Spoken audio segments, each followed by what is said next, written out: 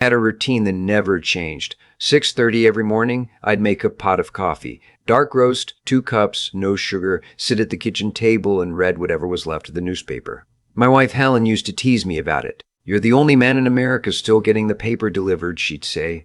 She passed 4 years ago, pancreatic cancer. 11 weeks from diagnosis to the end. After that, the routine became something I held on to like a rope. My name is George Calloway. I'm 63 years old. I spent 31 years as a licensed civil engineer for the county. Roads, drainage systems, bridge assessments. Not glamorous work, but honest work. I retired at 58 with a clean record, a decent pension, and a house I'd paid off in full. 3 bedrooms, half an acre of land, in a quiet part of Clarksville, Tennessee. Helen and I had planted every tree in that yard ourselves. My daughter is named Tessa. She's 34. I want to be fair to her when I tell this story, because she wasn't always this person. When she was young, she was thoughtful. She used to bring me drawings of bridges. She wanted to be an engineer like her father. Somewhere in her 20s, something shifted. I don't know exactly when. I know it accelerated after she married a man named Damon Reed. Damon is 40 years old. He's done a lot of things. Sold cars, flipped properties, managed a storage unit business that collapsed after 18 months. He has the kind of confidence that doesn't come from accomplishment. It comes from never having been held accountable. The first time I met him, he told me about 3 different business ideas inside of 20 minutes. He never asked me a single question about myself. I made a note of that. People who don't ask questions aren't interested in you. They're only interested in what you might be worth to them. I kept that thought private. Tessa seemed happy, and I wasn't going to be the father who poisoned his daughter's marriage with doubt. I attended the wedding. I gave them a check for $10,000 as a gift. I helped Damon apply for an SBA loan when he wanted to start his second business. I co-signed that loan. That was a mistake I'd understand fully much later. For the first 2 years, things were manageable. They lived 30 minutes away. We'd have dinner once a month, sometimes twice. Tessa would call on Sundays, then the calls started getting shorter. The dinners became every other month, then quarterly. I noticed but didn't push. I figured it was just life moving fast for them. Then Helen got sick. During those 11 weeks, Tessa was present. I'll give her that. She drove down twice a week, sat with her mother, held her hand. Damon came once. He sat in the corner and scrolled his phone the entire time. When Helen passed, it was 3 in the morning and I called Tessa first. She arrived within the hour. We sat together at the kitchen table. The same table where I drank my morning coffee. And we didn't say much. We just sat. That was real. That was my daughter, the one I raised. But grief does something strange to people. It either draws them toward what matters, or it pushes them toward what they want. I think losing her mother pushed Tessa somewhere I couldn't follow. About 6 months after the funeral, Damon started coming around more. Not for dinners, just dropping by. Asking about the house. Asking about my pension. Asking once with a smile whether I'd ever thought about downsizing. I told him I hadn't. He laughed and said he was just thinking about my comfort. I didn't believe him, but I smiled back and changed the subject. He started bringing paperwork. Little things at first. A form to add Tessa as a joint account holder on one of my checking accounts in case of emergencies. He explained it so reasonably that I agreed without thinking long enough. Then there was something about a beneficiary update on my life insurance policy. I signed that one too. I was 61, recently widowed, and I trusted my daughter. That's not stupidity. That's what family is supposed to mean. The one I didn't sign was the power of attorney. He brought it to me on a Saturday afternoon in March. Said my financial advisor had recommended it, that at my age having a POA in place just made sense. Protective. Smart planning. He had a name on the document, a notary's signature block, the whole thing printed out neatly. I read it twice. It granted Tessa full authority over my financial and legal decisions. I told him I'd think about it. He pushed a little. I held firm. He left that day looking tighter in the jaw than usual. 3 weeks later, I got a letter from my bank, a routine alert about a document filed against one of my accounts. I drove to the branch in person. The manager, a woman I'd known for years named Carol, pulled me into her office and closed the door. She set a form on the desk and slid it toward me. It was a durable power of attorney. My name at the top, my signature at the bottom. except I had never signed it. I looked at it for a long time. Carol said quietly, "George, I have to ask. Did you authorize this?" "No," I said. "I did not." She leaned back. "Then we have a problem. I want to tell you that I was shocked. But somewhere underneath the disbelief, I think I had been waiting for something like this. Damon Reed had been circling my life for 2 years, with the patient focus of someone who had a plan. I just hadn't known the shape of it yet. I drove home, went to my desk, and called my attorney. His name is James Whitaker, a man I'd known since my county days who handles estate law. I told him what I'd found. He was quiet for a moment, then said, "Come in Monday morning and bring everything you have." Over the next 2 weeks, James and I pulled the thread. The forged POA had been used to initiate a refinancing application on my house, my paid-off debt-free home, to a private lender.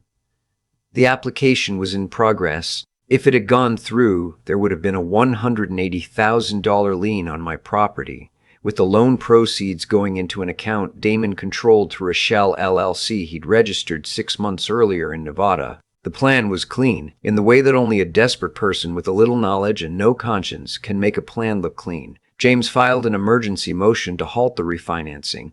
He also contacted the Tennessee Bureau of Investigation's Financial Crimes Unit. I was told to say nothing to Tessa or Damon while the investigation was active. That was the hardest part, not the anger. The silence. I kept my routine. Coffee at 6:30. Newspaper. I'd sit at that table and think about Tessa at 3 in the morning after her mother died, and then I'd think about the forged signature at the bottom of that document, and I couldn't make those two things fit inside the same person. But I kept trying. I think that's what fathers do. 6 weeks after James filed the motion, I got a call at 7 in the morning. It was a Tuesday. Still dark outside when I picked up. It was a deputy from the Montgomery County Sheriff's Office. He said he was calling to inform me that he'd be at my address at 9 a.m. to serve civil documents related to a property claim filed by Damon and Tessa Reed. I set my coffee cup down slowly. "A property claim," I said. "Yes, sir.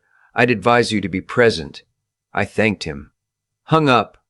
Then I called James. He picked up on the second ring. I told him what the deputy had said. He was quiet for exactly 4 seconds. Then he said, "George, do not worry, just be calm when they arrive. I'll be there by 8:30. James arrived at 8:22. He sat at my kitchen table with his briefcase open and 2 folders in front of him. He explained what Damon had done. Apparently, using another fraudulent document, he had filed a property dispute claiming partial ownership of the home, leveraging the forged POA as supporting evidence. He had moved fast, hoping to create enough legal noise to force a settlement before the fraud investigation caught up to him. It was a gamble, not a smart one. At 9:03, there was a knock at my front door. I opened it myself. The deputy was a younger man, professional, a little stiff. He had a document folder in his hand. He introduced himself and began to explain the nature of the papers. I heard Damon's voice from across the street before I'd finished reading the first page. He was standing on the sidewalk in front of the neighbor's house with his arms crossed, wearing a jacket I'd seen him wear to church once. Tessa was a few feet behind him. She wasn't laughing. She was standing with her arms folded tight across her chest, looking at the ground. Damon said something I won't repeat here. The gist of it was that it was over and that I should have signed the papers when I had the chance. I looked at the deputy. I said, "Officer, would you mind waiting one moment?" I stepped back inside. James was already standing. He walked to the door, introduced himself to the deputy, and handed him a document, a certified copy of the emergency injunction that had been filed 6 weeks prior, along with a formal fraud disclosure filed with the TBI, and a letter from the title company confirming that the refinancing attempt had been flagged and suspended. He handed all of it over in about 90 seconds. The deputy read the top page. Then he looked up at me. Then he looked across the street at Damon. I watched something change in Damon's face from across the road. The posture first, his arms uncrossed slowly. Then the jaw. Then something behind the eyes. The deputy said he'd need to make some calls. He stepped off the porch. I watched him walk toward Damon, not away from him. I went back inside and sat at the kitchen table. James poured us both a cup of coffee without asking. He sat across from me and we didn't say anything for a while. Through the front window, I could see the deputy on his phone. I could see Damon pacing. I could see Tessa sitting on the curb with her face in her hands. That image has stayed with me. My daughter sitting on a curb in someone else's neighborhood on a Tuesday morning because of choices she made with a man she chose over her own father. I felt something that wasn't satisfaction. It wasn't anger either. It was a kind of sorrow that sits too heavy to name. What followed was not quick, and I won't pretend it was simple. The TBI investigation formally opened within the week. James coordinated with the county DA's office. The forged PO alone carried serious weight. Forgery of a legal document in Tennessee is a Class D felony. The fraudulent property filing added another layer. The private lender who had processed the initial refinancing application, a man named Vic who ran a small outfit out of Nashville, turned out to have known the POA was irregular. He cooperated with investigators almost immediately when he understood the alternative. His testimony helped close the case considerably faster than it might have otherwise. Damon was indicted on 2 counts of forgery, 1 count of attempted mortgage fraud, and 1 count of filing a fraudulent lien. He was arrested on a Thursday afternoon. Tessa was named as a co-signer on the original fraudulent filing. She hired her own attorney and negotiated a cooperation agreement. She testified against Damon. In exchange, she received 18 months of supervised probation and 200 hours of community service. No prison time. I want to be honest about how I feel about that outcome for Tessa. Part of me wanted more. I won't dress that up. There were nights sitting at that kitchen table when I thought about what she had allowed to happen, whether she knew the full shape of it or not, and I felt a sharp, clean anger. But then I'd think about 11 weeks of cancer and 3 in the morning and the way she sat with her mother without flinching, and the anger would lose its edge. She made a choice to cooperate. That's something. It's not everything, but it's something. Damon received 4 years in federal prison. The judge who sentenced him, a man named Judge Robert Slayton, who had been on the bench for over 20 years, read from his notes before handing down the sentence. He said that crimes against elderly family members under the guise of financial planning represented one of the most corrosive forms of betrayal in the legal system. He said it without drama, just plainly, like a man who had seen too much of it. I sat in the courtroom and listened. I didn't feel victorious. I felt tired in a way I hadn't felt since the weeks after Helen died. Like something had been used up and would need a long time to come back. The house is still mine, fully. The title is clean. I had the back porch repainted last spring. Helen had always wanted it sage green and I'd kept putting it off. I did it finally. It looks right. She would have liked it. Tessa has not called. I have not called her either. James suggested that I leave some time and see what happens. I've been doing that. Some days I think she'll reach out eventually when she's through her probation and far enough from Damon's shadow to see clearly. Other days I think that bridge has too much damage in the foundation to hold weight again. I'm an engineer. I know when a structure has been compromised past a certain point, but I'm also a father. And fathers, I think, keep the door unlocked even when they're not sure anyone honest is still on the other side. There's one more thing I want to say to anyone who might be hearing this and recognizing pieces of their own life in it.